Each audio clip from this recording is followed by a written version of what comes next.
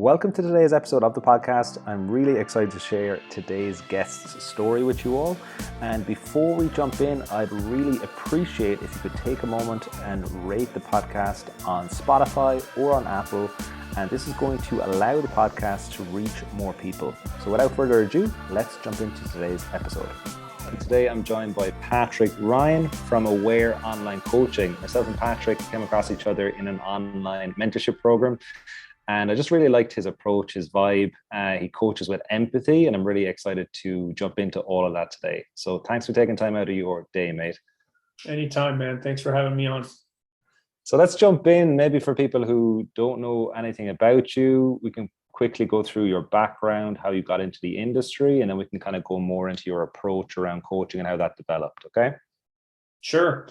So let's see. I would say my inception into healthy living, we'll just say, came from obviously my own personal experience, and that dates way back to when I was like 18 or 19 years old. I was about to start pursuing, or no, I was in the beginning of pursuing my degree in exercise science at a college here in Albuquerque, New Mexico. And I was sharing some of the things that I was learning with a family member. And it wasn't too long, or it was, just shortly after I was having this conversation with a family member, they pretty much told me, oh, that's super awesome that you're doing these things. And then they finished the conversation by pretty much telling me, well, it doesn't matter what you do, you're destined to, and he patted his stomach. He said, you're destined to look like this. And it was a male family figure in my life, and pretty much just telling me that it doesn't matter, no matter what you do, you are inevitably going to be overweight and unhealthy like the vast majority of us in our family. And it was at that point in time, and I'm learning more about this as I continue to get older. I'm in my early 30s. I'm 32 now. I knew at least at that point in time that, okay, I'm going to challenge that. I'm going to challenge that belief that getting older, that life events, whatever it might be, having a family, having a significant other, just life happening, I'm going to challenge the belief that all those things are synonymous with your health getting worse, and really challenge that in a way that shows me that it's possible, and can show others that it's possible to live your life, have life stuff happen, and you actually get healthier as you go through it. So and that was kind of the first time that I was shown that even at that young of an age, I was still in this space where, and I think a lot of your listeners, and I'm sure you dealt with this as well yourself, Connor, where when you don't know a whole heck of a lot about just a healthy lifestyle and healthy decision making and stuff like that, stuff of that sort, it can be really easy to fall into this camp of, oh, my poor health is genetic.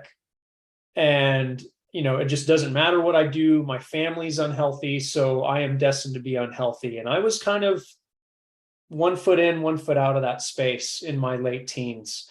And I was obviously in the beginning stages of college. And I'm glad I stuck with it, because I realized, yes, there's a genetic component, but the vast majority of it is lifestyle related. And in my opinion, deeper than that, it's mentally related, because this family figure, this family member that was telling me these things, especially now that I'm over a decade into the industry, I now realize more and more and more, it's just like, we all have these stories that we're told at a young age by our parents, our grandparents, those in our family, our friends, our society.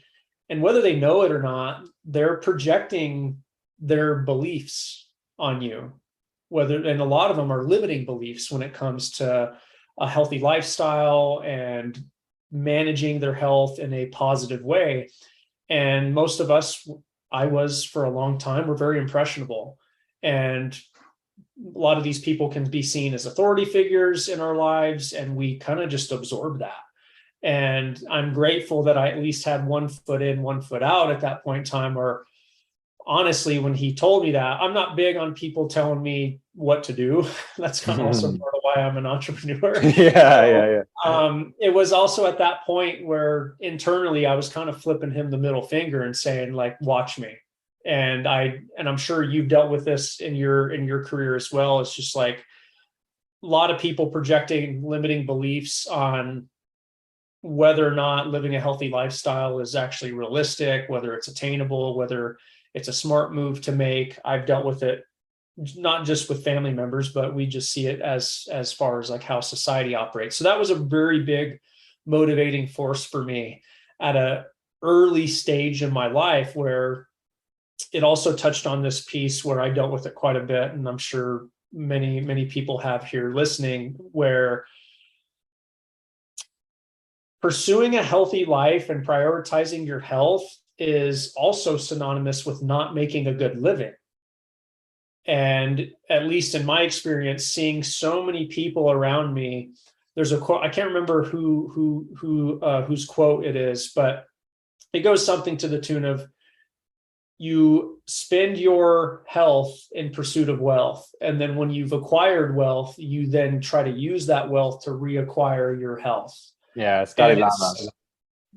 it's Mm. such a and I knew that at a young age. I knew that that was such a backwards way of looking at things, where I pretty much just made the deal with myself. It's like, well, if that's how life's going to be for me, I don't care. I'll be the healthiest poor person on the face of the planet. Because, and it got reinforced through my 20s as I was coaching people in person, where I was coaching a lot of men, women in their 40s, 50s, and 60s that were financially wealthy, but their health was incredibly poor. And they had 40, 50, 60 plus years of habits that were reinforcing the poor state of health that they're in. And I could tell they would be willing to spend all the money they had to reacquire the health that they had when they were in their 20s and 30s, that they were completely taking for granted. And that's another thing that I just was like, I'm going to double down on. I will figure out a way to make a good living prioritizing my well-being, because we're seeing it now with the pandemic. We're seeing the aftermath of the pandemic. I know you and I have a lot of conversations with a lot of people that handled the pandemic in one way or another that might have not been the best for them over the past 2 years. And I'm also seeing it as, at least here in the States, and my understanding is it's kind of a global thing, is dealing with some semblance of a recession, and seeing how we as human beings manage our stress and manage taking care of ourselves when things aren't really going the exact way we would hope them to go. And just seeing how we have a habit as a culture in letting life just constantly kick us around and throw us off of our game. And then next thing you know, it's been 1 year, it's been 5 years, it's been a decade, it's been a lifetime, where we have never taken the time to prioritize our health. And in my late teens and my early 20s, I was just like, I am going to become a master of managing mine and my family's well-being, so then I can help. So then I, myself and my wife, we run our online coaching business, so we can show other people that it is possible. So then you can change that internal narrative of, instead of you projecting limiting beliefs, you are actually able to project expanding or expansive beliefs to people. So when people tell you, oh, I just can't do X, Y, and Z because of X, Y, and Z, or A, B, C, D, you can actually let them know, like, I don't know, have you tried X, have you tried this, that, and the other? And then be like, oh, I've never really thought of it that way, and help maybe positively shift the path people are on. So a lot of it came from, mid to late teens, and just seeing how at least my family operated in prioritizing or not prioritizing their health, and realizing, okay, I don't want to go down this path, and being willing to venture into a lot of unknowns and a lot of uncertainty at that time, where I did have a lot of people telling me that there wasn't, because we all need to work, we all need to make a living and contribute, and I get that, but dealing with a lot of people telling me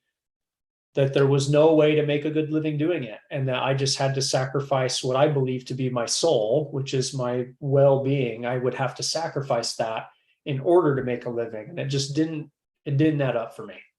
Yeah, mate, it's a really good point about like the nature versus nurture as well. A lot of times it can be this sense of you're not taking any control because, well, what's the point? I'm going to end up this way anyway. This is the way the whole family is. But, well, that's probably because you've been modeled on those behaviors by your parents. And like in my history, it's quite kind of similar, but there's a really strong mental health history in my family. So Mm. when I was growing up, I was seeing, rampant mental illness on my mother's side of the family. And that was what has kept me motivated to actually prioritize my health, very much so, and that's my sense of control to actually change the trajectory, because I know if I follow the same pattern, it mightn't happen, but I'll be higher risk for Mhm. those outcomes as well. So, Absolutely. and also just around, yeah, health, wealth, and relationships. I think they're the three areas that are going to give you the most grief and, you know, happiness in life. And I think they're the areas that we should be investing heavily in as people, because you get very little coaching on them. So your business name is Aware, and I always talk about awareness. So do you want to maybe talk about, when someone comes into you, what are the kind of areas that you try and bring awareness to the person that's coming in to get help? And you Yeah. can maybe use an So avatar, like maybe a guy in his 30s, and go from there.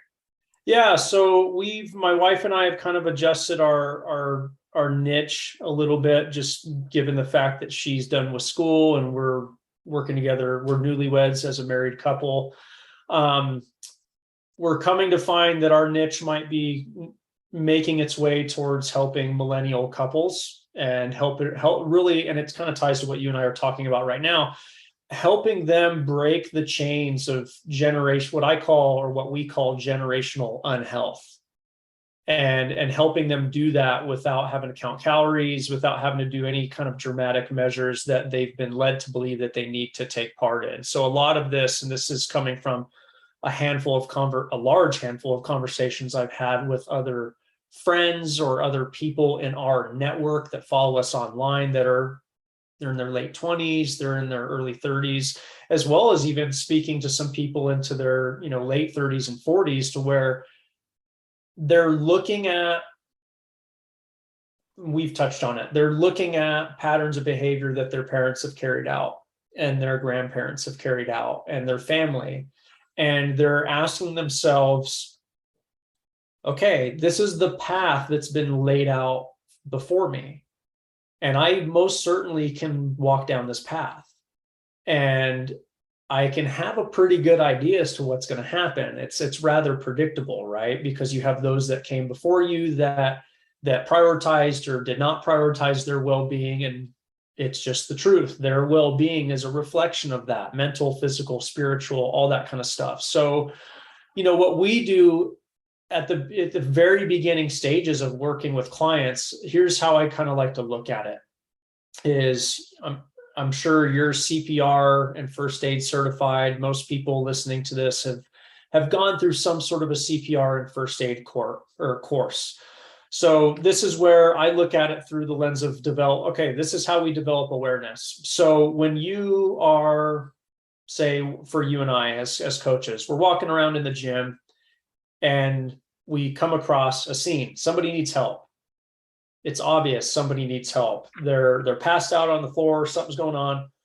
Well, this is where we help our clients develop the ability to differentiate between reacting and taking a time to pause and responding, so you can actually be methodical about the actions that you take or you carry out. And what I mean by that is, when you come across a scene, you don't just stop, or you don't just jump in and respond. You don't panic and react, I guess you can say. You take a quick second to take a deep breath, to kind of center yourself and actually survey the scene, to make sure that this scene is even safe for you to be a part of and try and help, because you could actually be putting your life at risk if you just jump in and not really think about it, and not take the time to just assess what's going on around you, the environment.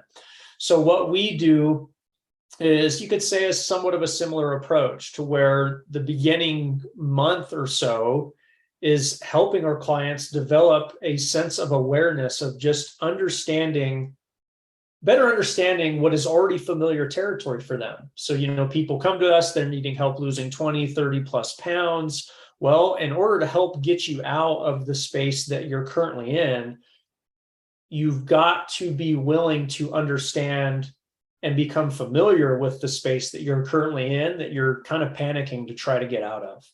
So you can kind of sit with it and, I guess you could say, demystify it and actually be able to see, oh, wow, I'm you're familiar with this phrase, like we help them notice and name.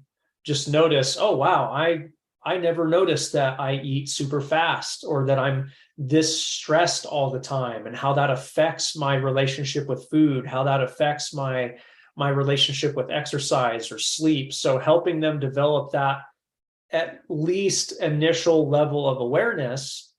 Yes, it's going to mean a little bit of a brief pause initially, but it helps you kind of clear some mental space. So that way, whatever action steps that you carry out with moving forward, you're able to do so with a much more clear conscience. And then you're able to develop the ability to respond to life happening to you, whether it's a global pandemic, or you had a bad week or off weekend, or you were sick and you weren't able to work out.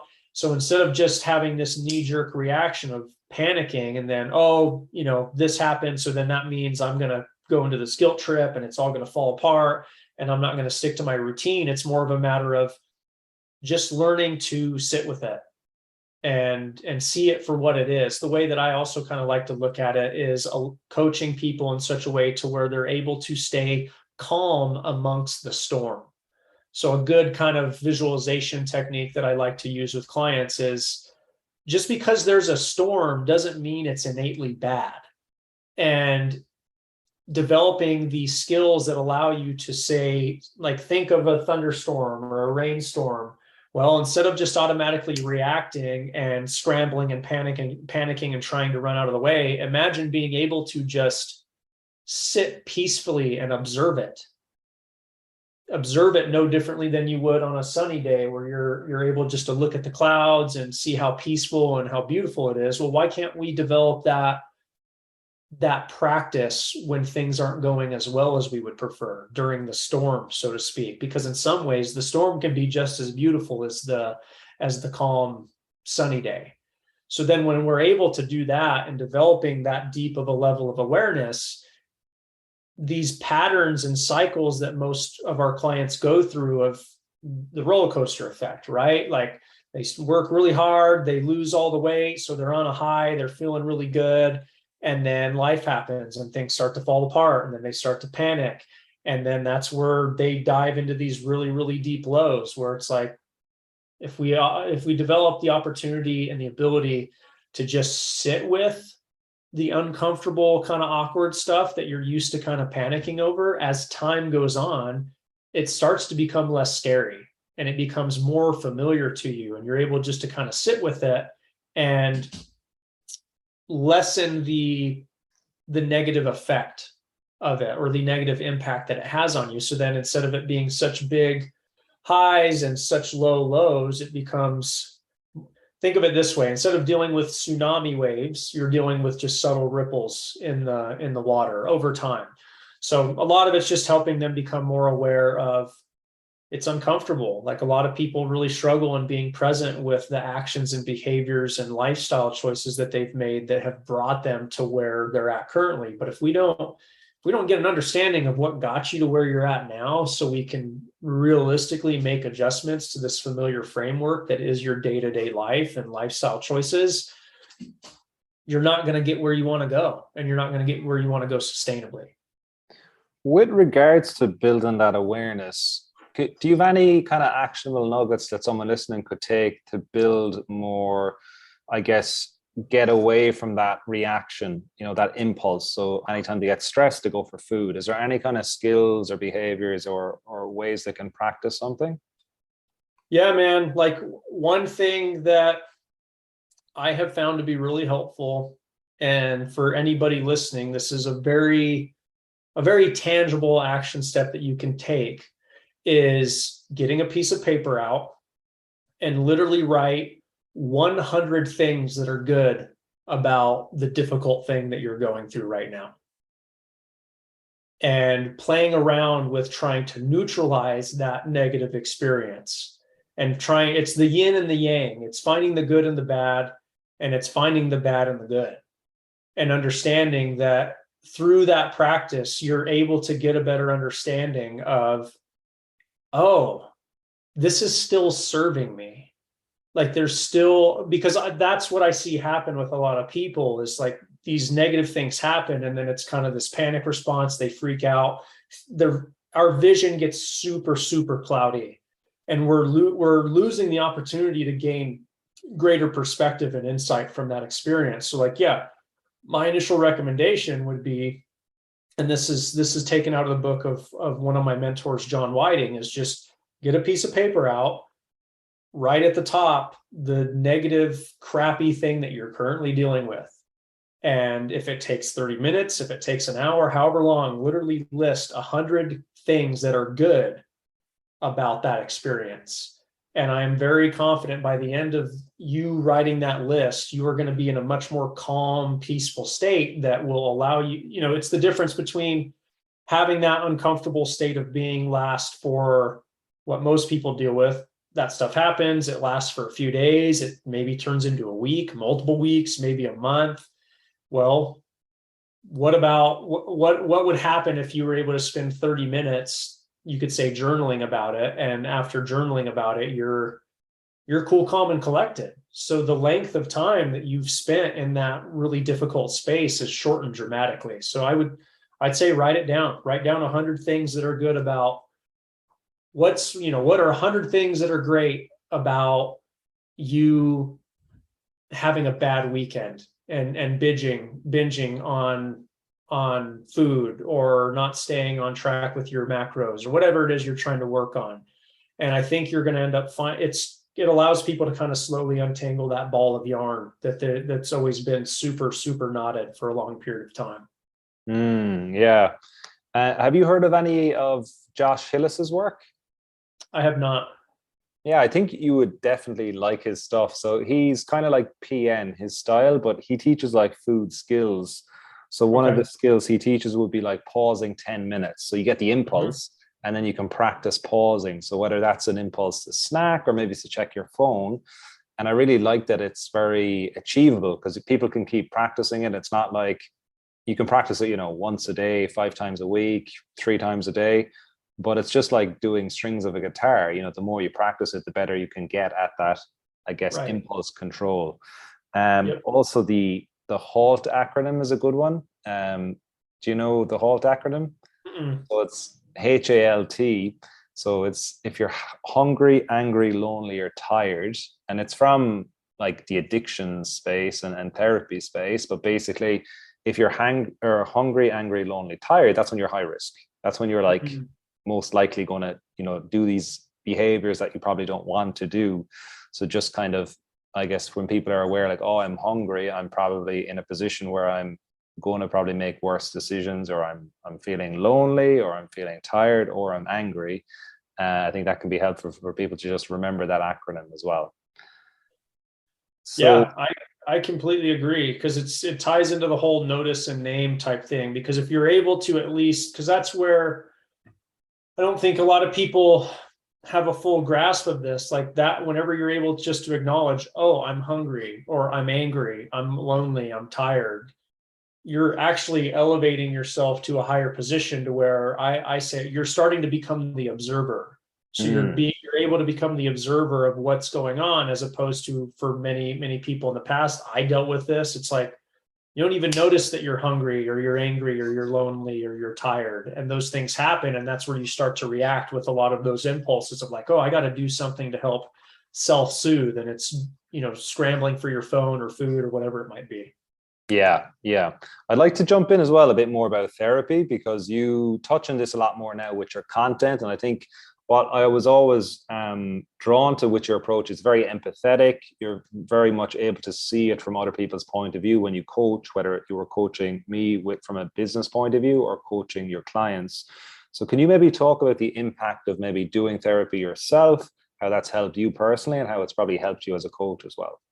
Yeah. So, where do I want to begin? So, first and foremost, my recommendation to anybody listening or watching right now is if you've had any inkling of, I think I should maybe go and get a therapist or talk to a therapist or speak with somebody. If you've had any inkling of that, my encouragement is follow that and go talk to somebody. The reason I say that is I'll speak from my own experience. I knew at the age of 18 that I probably would benefit from going and talking to somebody, hiring a therapist. I went through a rather traumatic event for me at the time at age 18. And I had an idea that, okay, I maybe need to go and talk to somebody about this because I knew I was angry. I knew I was hurt, but I didn't know how to process it. And I'm glad things worked out, but this is where, in hindsight, if I were to have done things differently, if I had sought out the help of a therapist, I'm very confident my 20s would have been a much less of an anger driven half a decade, at least, of my life. Because that's where how do I want to put it? You can always have too much of a good thing. And this ties into my story to where it's like, okay, I knew I was already into exercising, but I exercised even more during that time, pretty much from age 18, 19 to about 25, 26. So that was a span of, 6 to 8 years where I pushed myself incredibly, incredibly hard. And in hindsight, I now realize that that was me responding to trauma. And I was pushing myself to a point that was actually not beneficial. It was not adding years to my life. It was starting to hurt me. And that showed itself through me competing. And I did 3 years of all natural bodybuilding to where I came to find that, and I've learned these things as a result of, I went 10 years going without asking for mental health help. So I went from age 18 to age 28 and trying to figure it out on my own. And figuring out on my own was like, okay, I know all the boxes. And I think a lot of people are in the space.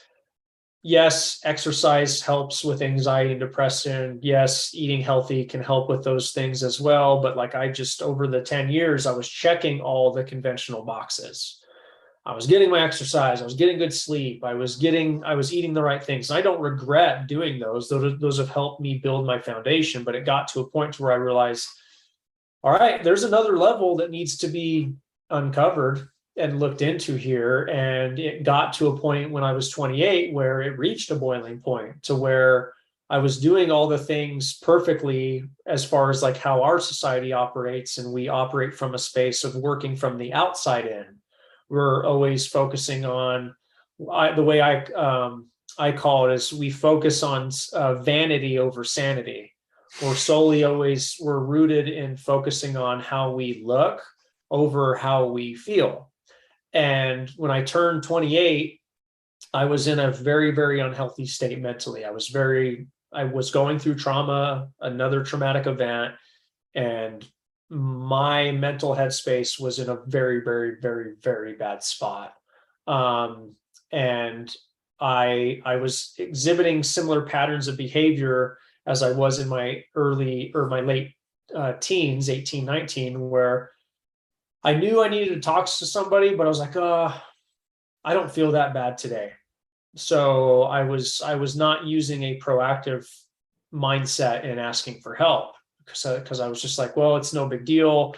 I don't feel that bad today, so I can maybe just brush it off and it's okay. Well, I did that kind of on and off for 10 years. And then I was doing that around the age of 28 where I knew I needed help. I was reaching out, trying to find a therapist that was a good fit for me. And it does take some trial and error in finding the right person for you. And I was kind of dragging my feet on it. And I didn't have a sense of urgency around it. And it showed whenever it was the summer of 2018 where things reached a boiling point where I thankfully was able to meet a therapist at the time that was super helpful and I got along with. But like my first few sessions with him, I know my first session was, it was pretty much me at a full breaking point of just like, I don't give a shit whether you judge me or not, but I'm a train wreck and I was losing my mind. I was looking for help and just getting it out on the table. And that was my first ever session with my therapist at the time. But a lot of it came as a result of me thinking that I had it all figured out, as well as being a health coach in my 20s and thinking that I had to have everything perfect and my life had to be just buttoned up tight. So that way, anybody who was working with me never saw that I was struggling with anything. And then when I turned 28, I realized, you know what? I need help, and it's okay to not be okay. And it's actually going to allow me to better serve it's going to allow me to better serve my clients, because I'm practicing what I preach to an even deeper degree. It's like, I've got to be able to make sure that I'm pouring from a full cup or pouring from a cup that is overflowing in order to help my clients to the best of my ability, because I'm taking care of myself. And then I'm able to guide them through whatever they're needing help with and taking care of their well-being and helping them navigate their own journey. To whereas maybe, I have had conversations with people that they think their entry point, because that's what's being sold to them, they think their entry point into greater health is through the conventional means of going to a gym and hiring a personal trainer, where that may be the case for a lot of people. But there's also a larger number of people where it's like, that may not be your door to enter right now. Like, you're working with a therapist and working on your mental health is part of the same wellness wheel as working with a personal trainer. It's just you're working to the same space through different doors, to where like your entry can be through working with a therapist to get things sorted out mentally, and then through doing that, it actually puts you in a better space mentally to get into a better or more consistent exercise routine or have a healthier relationship with food. And I found my journey has allowed me to help clients navigate all of those things way better, and for me to be able to know in what ways we can help them, and in what ways we can help them directly through our program, and when to refer out and make recommendations as far as like, hey, have you thought about doing X, Y, and Z? And then I've been working with different therapists for about 4 years now, and it's being able to develop a greater sense and level of emotional intelligence just and awareness makes all the difference in the world. So like what you and I were talking about earlier, just being able to become the observer of your own behaviors and acknowledge, I'm angry, I'm hungry, I'm lonely, I'm tired, I'm depressed, I'm X, Y, and Z. And actually being able to kind of connect the dots and seeing how some of these things that are happening in your life create some sort of a ripple effect. So you're able to get understanding of, oh, this makes more sense why I gravitate towards sweets so much, because I'm actually learning that I'm stressed way more often than not. And it's an opportunity for people to kind of continue to peel back the layers of their own behavior to establish a little bit more of a balance. Yeah, mate. I appreciate you sharing that, my man, because it's Yeah. private stuff, but I think it's really helpful for people to hear it. And yeah, I think sometimes you can think like exercise is going to fix everything. It's going to fix so many things, but I think it's also sometimes therapy is just going to make the journey so much easier and accessible, because it might be a glaringly easy thing to fix through therapy that exercise might take decades to address it. Quite a similar kind of situation to me as well, up until I was like 28, and then I just started falling apart, and I started doing therapy then as well, and it's been a massive game changer. What type of therapy did you resonate with, or what type of therapy do you do now? There was one that I was doing with my first therapist. Gosh, I can't remember the exact acronym off the top of my head, but I want to say it was like rapid eye movement therapy, to where, EMDR. yeah, that was it. Yeah, Mm. EMDR. That's what we did a little bit of that, and that was super helpful, especially in just trying to kind of break some of the similar patterns and chains of thought that I was caught up in, so I could just dig a little bit deeper in understanding what's going on. That's what stood out, as far as, because that was the majority of the 4 years I worked with this therapist on that type of therapy. And it allowed me to get a better understanding of what is, you could say, triggering me and throwing me into these spaces. And then I've also done some therapy that's more rooted in Jungian psychology, and just getting a better understanding of, it's just another level, and kind of hitting things from a different angle, as far as just getting a better understanding of what's happening in my life and what's triggering me to get kind of pulled into what is known as these different complexes. Like, you kind of can view yourself at the center, and you can have an anxiety complex or a depression complex or whatever. And they're these big bubbles, and it can be easy, if you're not aware of it, to get kind of sucked into these different, we'll just say, modes of consciousness, to where you find yourself super pissed off or super angry or super on edge, and actually being able to be aware of, am I approaching the perimeter of that thing? Am I already inside of it? How am I, and if wherever I'm at in that space, how do I navigate it? And how do I make sure that I also communicate to those around me? Like, I'm not with my wife, letting her know, like, yeah, I'm not. And I think that's something that a lot of men struggle with, is just being able to communicate that, hey, I'm not feeling hot, and this is why I think I'm not feeling good, as opposed to just trying to stay quiet and shut up, and then taking it out on your spouse or taking it out on your friends. It's just like, notice and name it. You may not have a full solution on how to, quote unquote, get yourself out of it, but at the very least, you're able to acknowledge, man, I don't feel great. And that can at least help you move down a more positive path. Yeah, mate. Is that internal family systems, that Jungian style? A little bit. Yeah. Yeah, sounds like it, with the different. I've like that's the type of therapy that I've resonated with the most. Just that you've got different parts. So you might have you might become anxious, or you might become an overworker, or you might get angry, or and then you might also see that when those emotions come up, then you might go for food, or you might hide, might want to just watch TV and isolate yourself all day, or you might want to overwork or go to like illicit substances, or whatever. But I think it's really powerful as well. And I've used this in coaching within my scope of practice, but more to just allow people to know, I think, when you look at yourself as having multiple parts, then when you mess up, it's not like all of you messed up. It's just like a part of you probably got triggered, which is very, very normal. And that part led to this behavior. And then that can make you much more self-compassionate, I find, than thinking like, oh, I'm a disaster completely, myself as a whole, versus, well, part of me maybe got a bit triggered and initiated this behavior, and then that's that awareness that you were talking about, and it's easier to kind of course correct going forwards. Absolutely. Yep. So maybe talk a bit more about like how your approach to coaching has changed over the last 4 years since you have started doing therapy.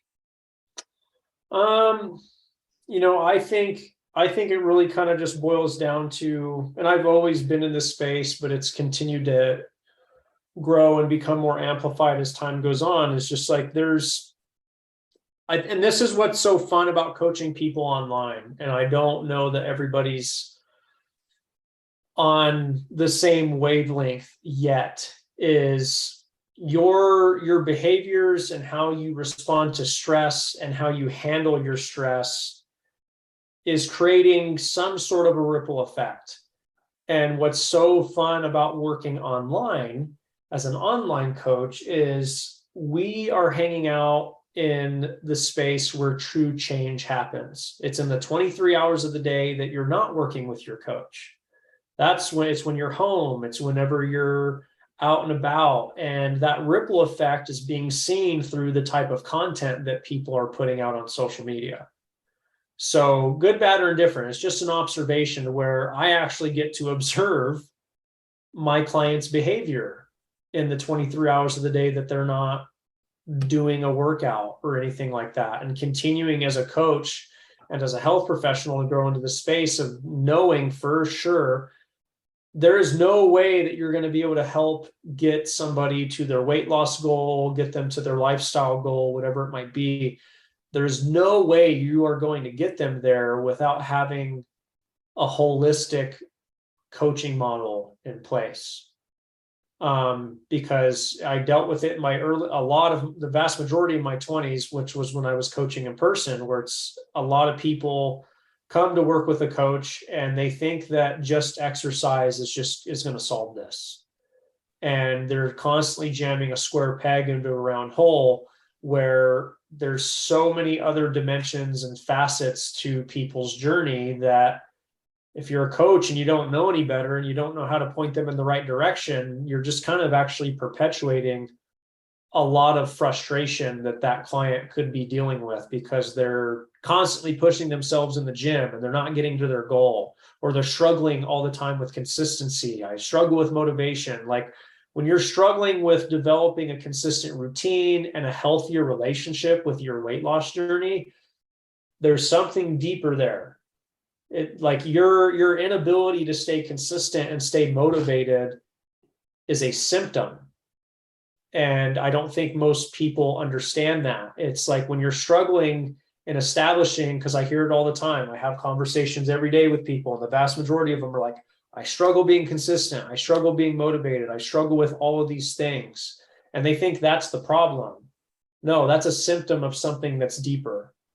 So as a result of, because I'm under what you and I talked about earlier in the call, like I'm operating from a space of I am consciously choosing to make a living maintaining and improving my own well-being, and having an exercise science background. I look at things through a very geeked out scientific background, to where it's like I'm going through trial and error and managing and improving my own well-being. And then through that, I'm able to hand different pieces of information out to our clients and helping them navigate their own well-being in a way that they wouldn't have otherwise thought of. And it's letting people know that, okay, I'm a health professional, but I'm a holistic health professional. Yes, I can guide you through the exercise stuff. I can guide you through the nutrition stuff, but now we're growing into a space to a certain degree. We're guiding you through the mindset related stuff. So instead of coming and working with us and just expecting, why aren't you pushing me harder in the gym? Why aren't you having me restrict my diet? And it's like, well, it's because that's not going to help you. There's so much more dimension to this, and really just helping them navigate that, whether it's referring them to a therapist, or, walking them through why it might be beneficial to work with a physical therapist, or to work with a massage therapist, or to maybe develop a yoga practice so they can have the consistency they want. It's being navigated and being met in a different way, as opposed to just feeling like I've got to grind it out at the gym all the time.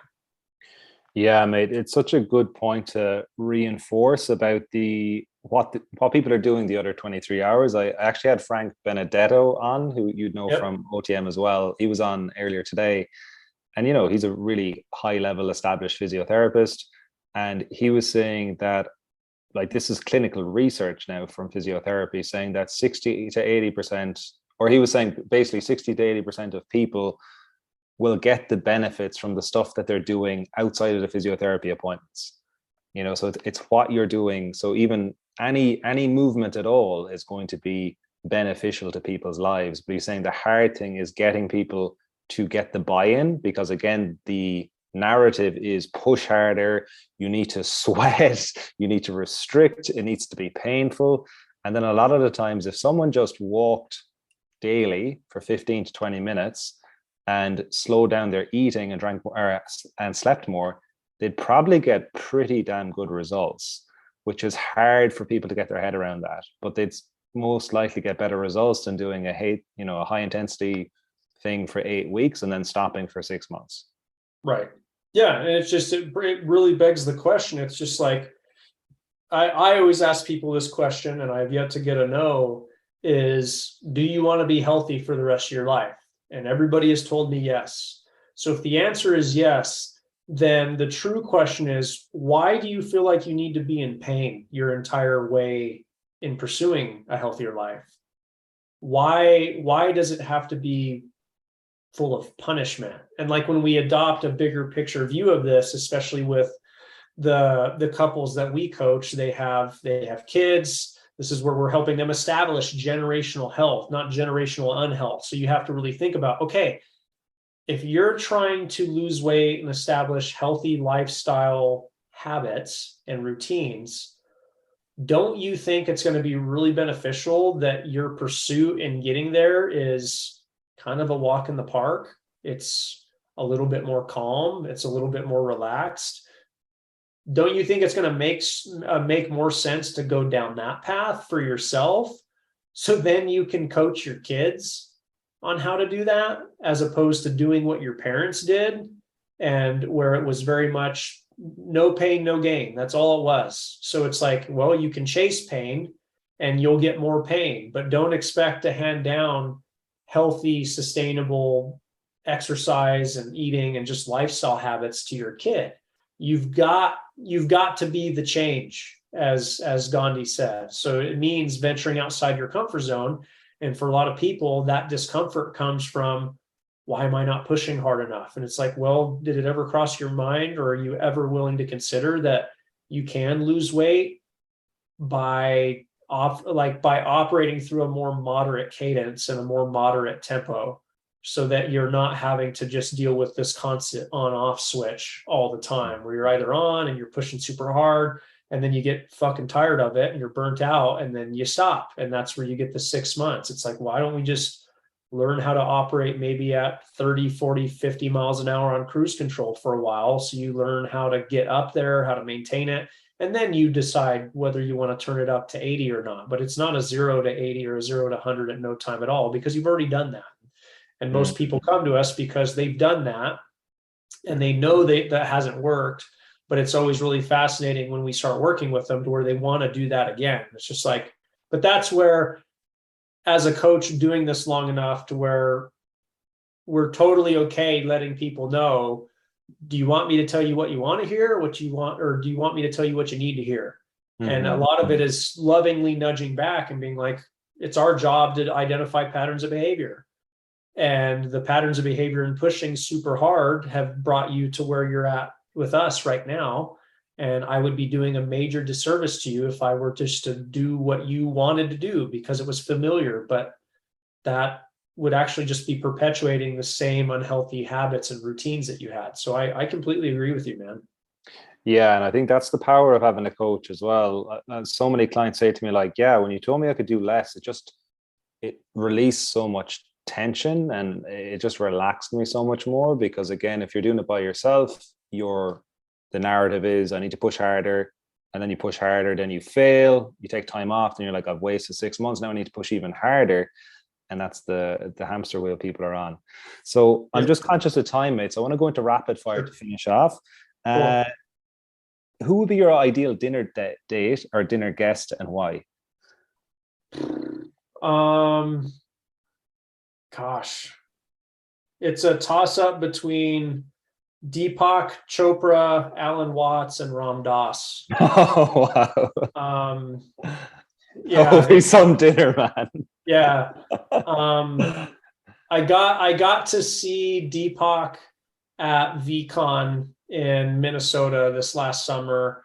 Yeah, the primary reason for those three is just I continue to learn more and more and more that not only through just our own health and well-being, but for any dimension of life, period, end of story, it's all a matter of perception. And it's all rooted in our own psychology and being able to navigate our own mental well-being. So I would be very interested to spend time with one of those three human beings. Great answer. For what are you most grateful for, and why?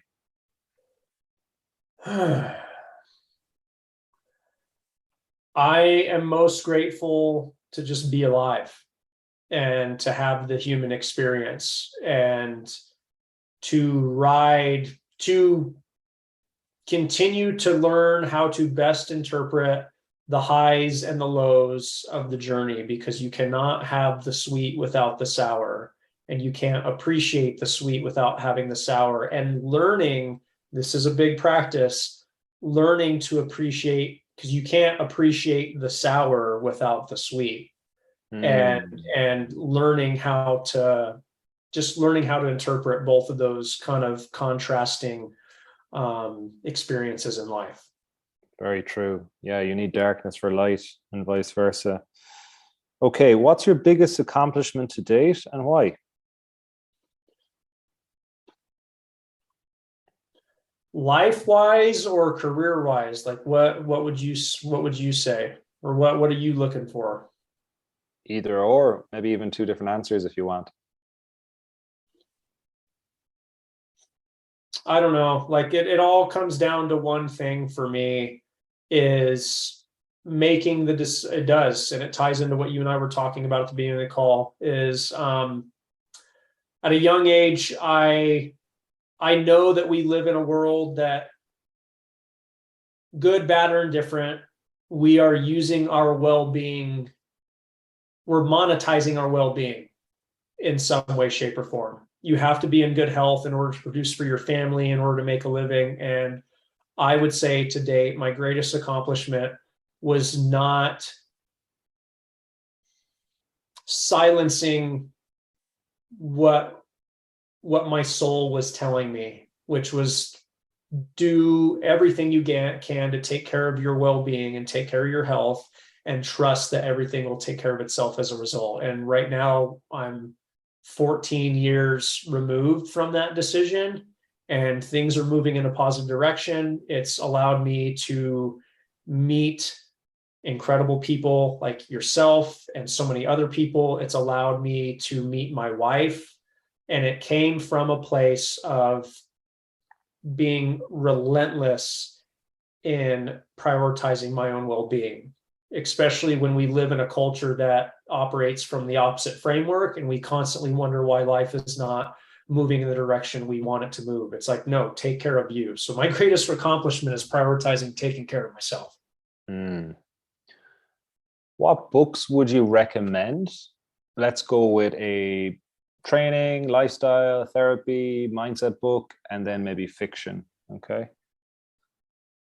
Fiction, one of my favorite fiction books of all time is The Giver. I read that when I was very, very young, and that was probably one of the most moving books I had ever read. Let's see.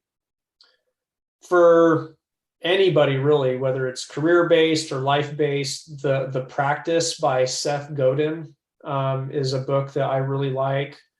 And then again, whether it's career-based or just for general life stuff, it's called The Third Alternative by Stephen Covey.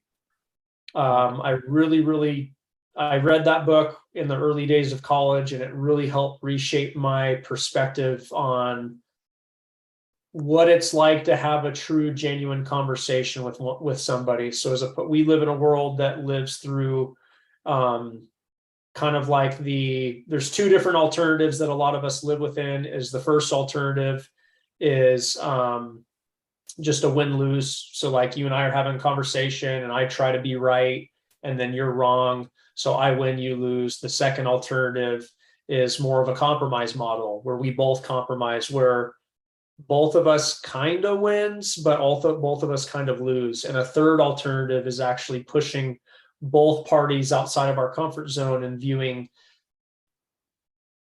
difference as a opportunity for curiosity and as an opportunity for learning more about one another. So then you and I can actually communicate on a deeper level and create something as a team that would be far greater than anything you and I would create individually.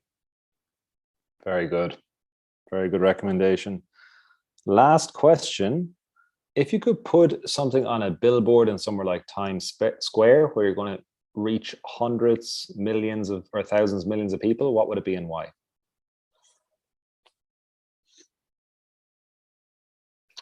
This falls kind of in line. It's funny because I've got a sticker. I need to order a new set, but it would be 3 words. So it's you are loved.